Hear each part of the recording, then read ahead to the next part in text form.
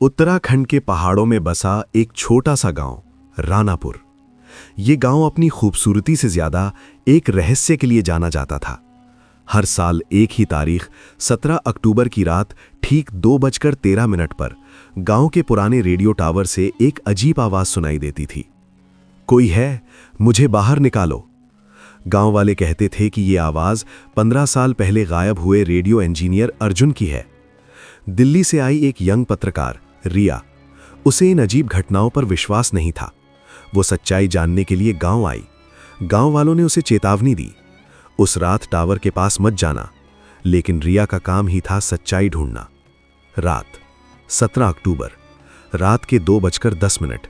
रिया tower के पास camera लेकर छिपकर बैठी थी। जैसे ही घड़ी ने 2:13 बजाए, टावर का पुराना रेडियो अपने आप चालू हो गया और वही आवाज, रिया मुझे बाहर निकालो, मैं अंदर फंसा हूं। रिया के हाथ कांप गए। उसे उसका नाम कैसे पता था? अगले दिन रिया ने टावर की जांच शुरू की। उसे एक पुराना बंद कमरा मिला जिसे सालों से किसी ने नहीं खोला था। दरवाजा तोड़कर जब वो अंदर गई तो उसे वहां एक पुरानी डायरी मिली। वो डायरी थी अर्जुन की। डायरी में लिखा था, मैंने एक ऐसा सिग्नल बनाया है जो समय के पार जा सकता है। अगर कोई भविष्य में इसे सुने तो समझना मैं अभी भी जिंदा हूं। रिया हैरान थी, क्या अर्जुन सच में समय में फंसा हुआ था? रिया ने टावर का सिस्टम चालू किया और माइक्रोफोन में बोली, अर्जुन तुम कहां हो? कुछ सेकंड सन्नाटा, फिर जवाब आया, मैं 15 साल पहले इसी कमरे में हूं और तुम मेरे सामने खड़ी हो। रिया के पैरों तले जमीन खिसक गई। वो जिस कमरे में खड़ी थी वही अर्जुन का अतीत था। दरअसल उस कमरे में एक टाइम फ्रीक्वेंसी एक्सपेरिमेंट हुआ था और अर्जुन उसी में फंस गया था।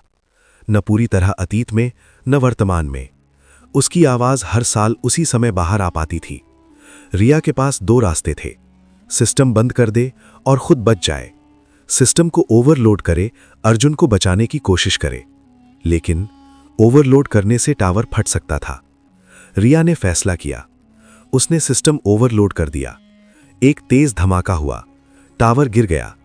अगली सुबह गांव वाले पहुंचे। टावर खंडहर बन चुका था, लेकिन वहां 2 लोग खड़े थे, रिया और अर्जुन। अर्जुन ने रिया की तरफ देखा और पूछा, तुम कौन हो?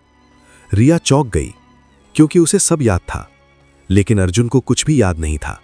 और तभी पास पड़े टूटे रेडियो से फिर आवाज आई, रिया मुझे बाहर निकालो। कुछ रहस्य सुलझाने के बाद भी खत्म नहीं होते। कुछ कहानियां समय के चक्र में फंस जाती हैं।